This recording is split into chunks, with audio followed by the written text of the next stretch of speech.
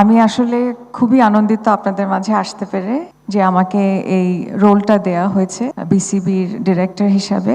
আমরা সবাই কিন্তু এখানে একত্রিত হয়েছি যাতে আমরা আমাদের যে মান আছে সেটাকে আমরা আরো বাড়াতে পারি। আপনারা যারা আছেন, আপনাদের চিন্তা থাকবে ক্রীড়াটাকে আমরা কি করে সামনে নিতে পারবো। আমাদের যে খেলোয়াড়রা আছে, এটা নারী হোক পুরুষ হোক, তাদেরকে আমরা কি করে right platform, right infrastructure, right training এবং রাইট যে মেন্টাল রেজিলিয়েন্সের জন্য যে ধরনের সিকিউরিটি, সেফটি এবং কন্ডিশনিং দরকার আছে, সেটা আমরা যাতে দিতে পারি। চিন্তাটা আমাদের উপর, আপনাদের জয় আমাদের জয়। সেজন্য আমরাও চেষ্টা করব ফুল হার্টেডলি কিভাবে আপনাদেরকে সাপোর্ট দিতে পারি। নারীরা কিন্তু অনেক এগিয়ে গেছে। আমাদের প্রত্যেকটা নারীর, প্রত্যেকটা পুরুষের এটা কিন্তু একটা আদর্শ হওয়া উচিত, ডিউটি হওয়া উচিত, যে কিভাবে করে আমরা এখানে সেই ধরনের একটা ইকুইলিব্রিয়াম, একটা ব্যালেন্স, একটা ইকুয়ালিটি আনতে পারি।